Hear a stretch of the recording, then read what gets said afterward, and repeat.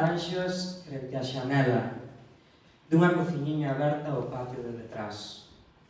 Campos de avea e millo ourexaban sob os ventos preguizosos do comezo do verao. Aquí, ao menos, refulxir e abalar.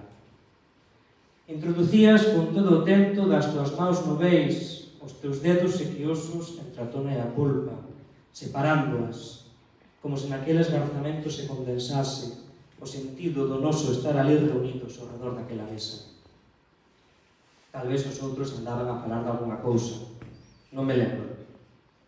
Perdón. Concho que isto está vendo no móvil. A ver. Aquí. Como se naqueles garzamentos se condensase o sentido do noso estar ali reunidos ao redor daquela mesa. Tal vez os outros andaban a falar de alguna cousa. Non me lembro. Non me importei. Apenas había maus. As túas.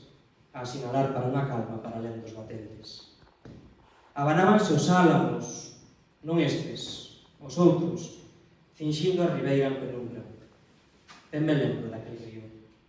Agora mesmo podría dicerche exactamente que cantaban as cigarras, que eu ondeaba como un pano branco, ou como unha vela, que nos sobreviña a tardiña cos tornocelos empapados que intentara acariñar os álamos.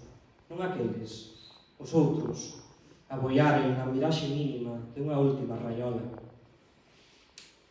E sorriste, e eu sorrí, e non dixemos nada. Xa non nos vemos desde entón.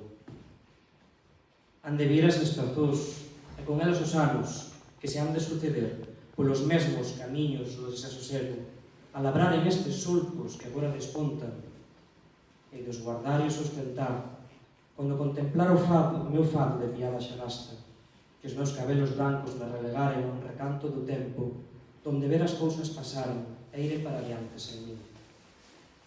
Terei vivido, iso espero poder dicer, terei vivido, que é moito máis do que moitos poden, e terei amado, e terei partillado a miña vida con alguén, e teremos pasado xuntos un momento agradable.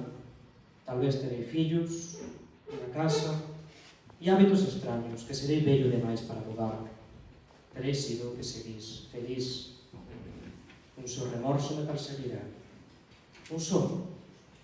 Saber que nunca serei tan belo como o reflexo das árbores no estremecer da agua, e que tú, até o último dos meus días, prenderás a calma daquelas maus, estonando laranxas fronte a xanela dunha cociñiña aberta ao patio de detrás.